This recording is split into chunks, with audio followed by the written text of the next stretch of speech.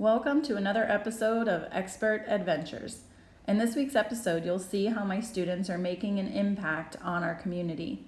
I believe that my job as their teacher is not only to make sure my students are learning and keep them engaged, but to create citizens who are inspired to help and give back to their community. By now, all of my students should know that I'm a volunteer coach for Special Olympics powerlifting. It's an organization near and dear to my heart, but it's the athletes who have truly won me over. Last year, I had the opportunity to combine my students and my athletes. While reading the novel Flipped, my 6th grade students were curious about a character in the book who had autism. This classroom discussion sparked an advocacy project, and later a night of celebration hosted by my 6th graders to honor my Special Olympics athletes. Branching out of our classroom into the community created an unforgettable experience for my students and the athletes, and left me filled with purpose and passion. For summer homework, I scratched the usual summer reading for a community outreach project instead. I embedded short reading and watching lessons in the weekly activities, so students were still reading and writing, but their actions over the summer was where the true lesson was. Since I obviously couldn't instruct them over the summer, I introduced them to 2 websites that gave them their lessons and weekly activities. The website I used to get some of the lessons was called learningtogive.org, and I imported those into the Twidgucate site that I used. Twidgucate is an educational version of Twitter. Students were able to post their adventures and share them, like them, on one another's wall all summer long. Students completed 1 reading, watching, or action per week over like a 6-week period. The first week, students learned about what philanthropy is and had to find one in their community. The other class also researched everyday heroes and had to do an interview with an everyday hero. What are your qualities of a hero? Inspirational, motivational, courageous, caring, trusting, kind, respectful, and has leadership. Next, I wanted students to get out in the community and actually see how these heroes are represented. So I asked that they visit at least 1 monument over the summer. I actually did visit one this summer. I visited the Oklahoma Memorial bombing, and it was just really cool to walk around and see all of the people's faces, that died in the bombing, and to see the little pieces that were left. It was really cool. Before completing their final hero project, my 8th graders also researched a famous speech and reflected on it, as well as reading articles about a famous woman or minority in history who did something heroic. My 7th graders read about Mother Teresa and also read a fable about a parrot who sacrificed himself for the welfare of others. This provoked an awesome discussion last week, which happened to be the week of 9/11. About some of the heroes that sacrificed themselves by running back into the building in order to save others. My students are familiar with the random acts of kindness because we talked about it last year. However, this summer they were asked to carry out a random act of kindness and then tweet about it. I let some of the students share some of their random acts of kindness in class last week. I was at some golfing place and they had an arcade there, a mini one, and we were playing some of the games, and I gave all my tickets to a family with 6 kids because There's this lady at Target. She's a cashier. She's deaf. She is so nice, but not many people talk to her, and so I know sign language, and so my mom told me to tell the lady's deaf, and I'm like, can I sign to her? And my mom's like, yes, and so I signed to her. I made her day. She was so happy, and when we see she's there, we always go in her line and I talk to her. She's so nice. All of this had to do with their final project, which for my 8th graders was to be a hero in their community and give their time and services to an organization of their choice.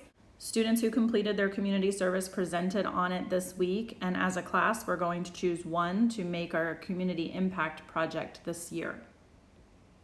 Plan of action. This was your project board. Design a project board that documents a problem in your community and actions you've taken to solve it. What is the problem? Who does it affect? Did you interview anyone?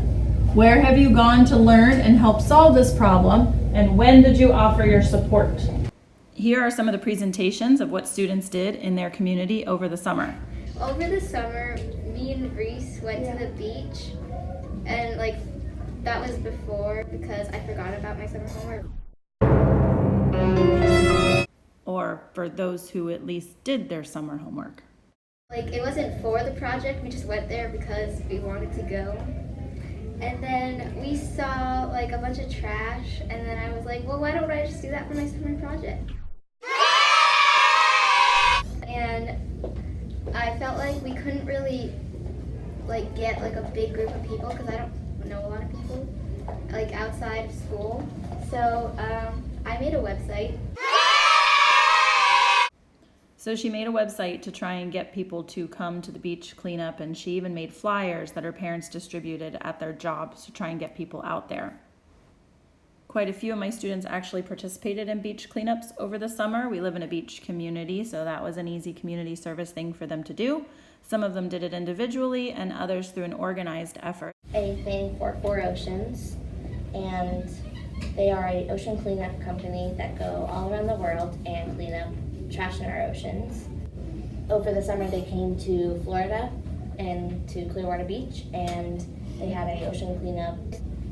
A bunch of people came, and me and my family went, and we cleaned up a lot of trash, and we got a lot of straws, bottle caps, hair ties, plastic baggies. I couldn't fit newspaper on here, but there was a lot of newspaper, and newspaper can be biodegradable, but they come in the plastic baggies, so they are floating around in the bags, which is not good. It's a challenge basically, and you are trying to not use straws for a week, and that's helping the company and the ocean by a lot. And I have these pledge forms if you would like to do it. So Miley found a problem when she was on vacation and noticed all the plastic on the beach from the leftover toys that kids left, and the problem that can cause for sea life.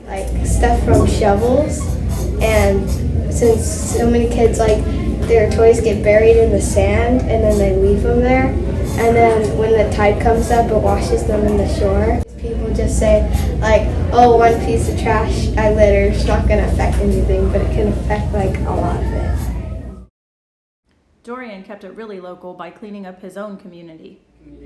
I didn't like the fact that there was so much trash in my community, so one day I took action to clean up all the trash I could find.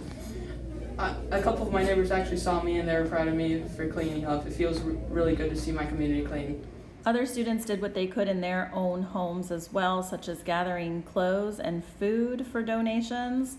So this is one of the drop-offs look like. This is a place where people drive to and donate clothes for families in need. You can find these drop-offs at your local drugstore, including CVS and Walgreens. Topic in the community was hunger and people going into poverty, because millions of people suffer from it each year. Are somewhere where I work, which is called Periods, and I have a pamphlet.